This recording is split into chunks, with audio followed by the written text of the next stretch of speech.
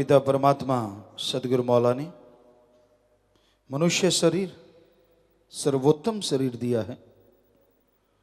ऐसा शरीर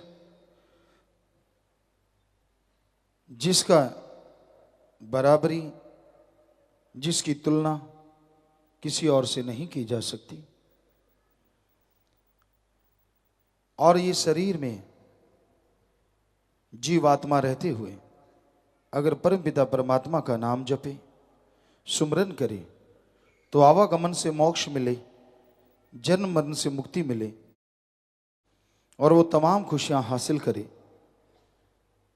जो मनुष्य शरीर के लिए मालिक ने मुकर्रर की हैं। इंसान चाहे तो इंसान से भगवान तक का सफर तय कर सकता है, पर यह तभी संभव है अगर इंसान अल्लाह वाहिगुरु राम का नाम जपे। मालिक का नाम जपना किसी और जोनी के लिए संभव नहीं है। 84 लाख जोनियां हैं, इनमें रहते हुए जीवात्मा भक्ति इबादत कर सकती है तो काल महाकाल की। जिसने ब्रह्मा जी, विष्णु जी, महेश जी को बनाया है, सभी देव फरिश्तों को बनाया है, उस ओंकार, उस Waheguru God, supreme power God को सिर्फ और सिर्फ मनुष्य ही देख सकता है, मनुष्य ही उसकी भक्ति कर सकता है और किसी के लिए संभव नहीं है। कई बार ये बात आती है, कुछ रूहें मालिक के नजदीक पहुंचती हैं, कुछ नजदीक होके भी दूर हो जाती हैं। इसकी क्या वजह है? ये कहा जाता है कि संस्कारी रूहें होती हैं। संस्कार कैसे बनते हैं? क्योंकि और जन्म में तो मालिक की भक्ति हो ही नहीं सकती। और जन्म में भक्ति हो सकती है, ये संभव है। आपको बोला काल महाकाल त्रिलोकी नाथ की भक्ति, पर कोई भी जीवात्मा किसी भी शरीर में रहते हुए पिछले जन्मों में अगर भक्ति करती है, चाहे वो त्रिलोकी नाथ की ही क्यों ना हो, पर वो जीवात्मा तो यही सोच के करती है कि मेरा मालिक है, परमपिता परमात्मा है। क्योंकि सभी पक्षी, सभी पशु, सभी पेड़ पौधों में ऐसा नहीं पाया जाता। तो जो भी उन जोनियों में रहती हुई आत्मा मालिक की भक्ति करती, चाहे वो काल महाकाल की क्यों ना हो, तो उस भक्ति का अच्छा फल उसके संस्कारों में लिख दिया जाता है। तो जन्मों जन्मों की गई भक्ति अच्छे संस्कार कहलाते हैं और वो जीवात्मा मालिक के अति करीब पहुंचती है। इस जहान में, उस जहान में परमानंद लज्जत खुशियां लेती रहती है। और कई बार होता है, इंसान ऐसा लगता बड़ी सेवा करता है, परमात्मा का नाम भी जपता है, लेकिन बाद में वो आदमी इतना भटक जाता है, इतना दूर चला जाता है कि सत्संग में नहीं आता, लोगों को राह दिखाने वाला कि मेरे को चमत्कार होता है, कदम कदम पे मालिक मुझे बताता है, ये है, वो है, फलां है, और बाद में उसका पता ही नहीं चलता। वो इंसान भगवान को तुच्छ समझने लगता है। तो ऐसे लोगों के भी संचित कर्म होते हैं और इस जन्म के भी कर्म। संचित कर्म उन शरीरों में रहते हुए वो पाप कर्म में लगे रहते हैं। कोई भक्ति नहीं करना, समय गुजारते जाना। इंसान सोचता है ऐसे कैसे संभव है ऐसा संभव। पक्षियों की जोनी में आए, कीड़े मकोड़े खत्म कर दिए और किसी के अंडे फोड़ दिए, क्योंकि पक्षियों में, पशुओं में भी ईर्ष्या पाई जाती है। किसी को जीने नहीं दिया, उसको पीछे लग गए, चोटें पहुंचाई, दर दर भटकाते रहे, तो वो संचित कर्म उनके बुरे जुड़ जाते हैं। और फिर झूठ बोलना। अब आप में से कोई भी आदमी ये कहे कि मुझे मालिक के दर्शन होते हैं, दूसरा ये नहीं कहेगा कि तू झूठ बोलता है। पर मालिक को तो जानता है ना कि ये झूठ बोल रहा है, कोई चमत्कार नहीं, सब बकवास है। पर कोई उसे कह नहीं सकता, क्योंकि भक्ति के रास्ते में ये रीत नहीं है भक्त को टोका जाए, चाहे वो भक्त है ये चाहे नहीं है। मालिक को पर्दा मंजूर। आप किसी को कैसे देख सकते हैं कि जो वो बड़े बड़े टोटके सुनाता है अपना उल्लू सीधा करने के लिए, वो वास्तव में सच है या सब बकवास? आप तो ये कहेंगे अच्छा ये तो बड़े भक्त जी आ गए, कभी आप उसे आसन देंगे, कभी हाथ बांध के बैठेंगे, कभी कुछ करेंगे, कभी कुछ। लानत लानत ऐसे मुरीद पे जो अल्लाह वाहिगुरु मालिक को छोड़ के, सतगुरु मौला को छोड़ के किसी और को उस रूप में देखता है। ऐसा नहीं होना चाहिए, कभी नहीं।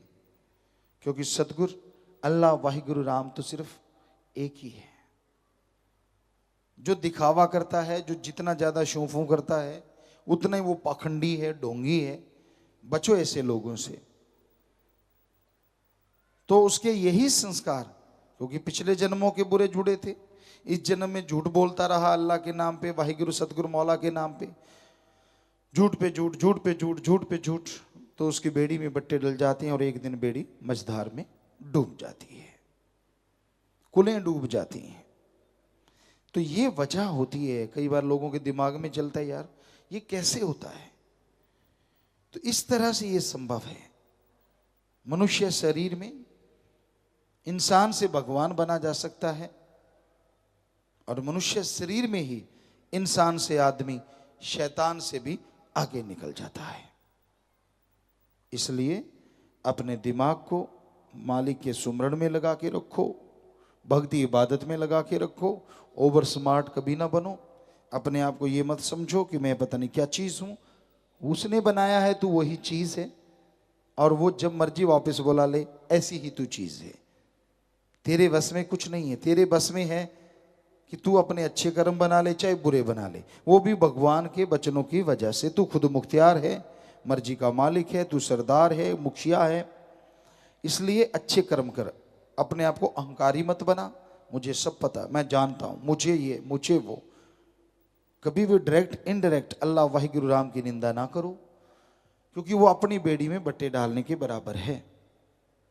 उपमा करो मालिक की, उसकी भक्ति की, सतगुरु अल्लाह वाहिगुरु राम की, क्योंकि उसकी उपमा जो वाहिगुरु की उस्तत करते हैं, मालिक उन्हें अंदर बाहर कोई कमी नहीं छोड़ते। इसलिए उस ओम, उस राम, अल्लाह वाहिगुरु ईश्वर की हमेशा भक्ति करो, इबादत करो, सुमरन करो, भला मांगो सबका। कभी अपने आप को मन के हाथों मजबूर ना करो। मन भक्ति मार्ग पे चलने, वो गए बन जा सोना। अभी मौका होता उसी टाइम कोई ना कोई पेचा चला देता है। पतंग उड़ाया करते थे हम लोग, और राजस्थान के उस एरिया में कोई पतंग उड़ाना नहीं जानता था। 1972-73 की बात है। तो हम पंजाब में आए, देखा लोग पतंग उड़ा रहे हैं, एक दो को बनाते देखा। मालिक ने रहमत की, हमने भी जाके वहाँ पतंग बनाए। सारा गांव इकट्ठा हो गया, ये क्या बन रहा है, और उसे उड़ाया गया। तो फिर तो गांव में पूरा शोर मचा कि ये क्या चीज़ है जो उड़ रही है।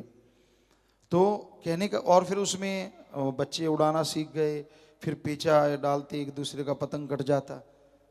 तो वैसे ही मन ऐसी जालिम ताकत है, जब आप रूहानियत के रास्ते पे स्मूथ जा रहे हैं, लग रहा है कि आप मालिक की खुशियां ले लेंगे, बीच में ऐसी कोई ना कोई बल डालेगा, ऐसा पेचा डालेगा, आपकी पतंग कटती तो नहीं क्योंकि सतगुरु मौला का हाथ है, पर डिकडोले बहुत खाती है। तो इसलिए मन का पता ही नहीं किस रूप में प्रकट हो जाए, कोई पता नहीं किस रूप में आपको गिराना शुरू कर दे। तू तो है ही ऐसा, तू नहीं आगे जा सकता, तू तो बेकार, तू तो फला, तूने ये किया, तूने वो किया। जिसका सतगुरु मौला यार हो, जब यारी अल्लाह वाहिगुरु राम से लगाई है, तो इन बातों के चक्कर में पड़ना ही क्यों? कि ठीक है मैंने उसको सौंप दिया, मालिक तू जाने, तेरा काम जाने, अच्छे कर्म करूंगा, भक्ति करूंगा, सेवा करूंगा, तो रहमत करना। बस अपने आप वो रास्ते पे लेके जाएगा, जीते जी खुशियां दिलवा देगा, और मरणोपरांत संभाल जरूर करेगा जी।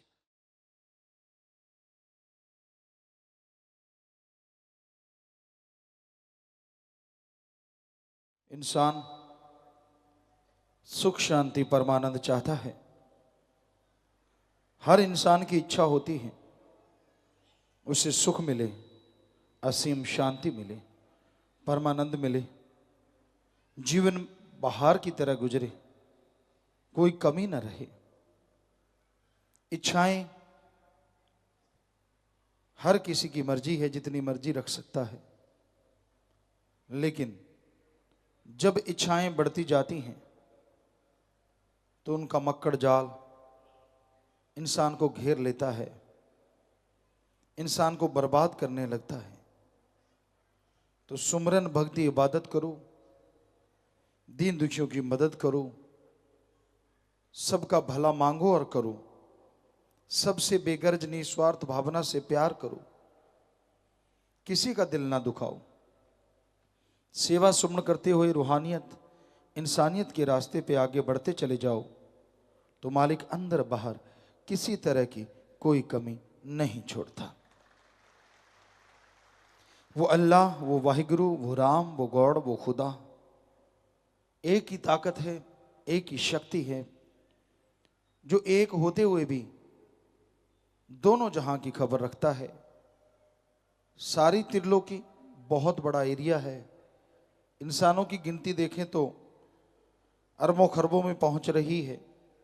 पेड़ पौधे, पक्षी, जीव जंतु, कितनी गिनती मानेंगे, शायद संख्या कम पड़ जाएगी इंसान की बनाई हुई, पर बहुत जोनियां हैं, उसमें बहुत आगे जीव जंतु, पेड़ पौधे, पता नहीं कितनी संख्या एक प्रजाति की है, एक जाति की है।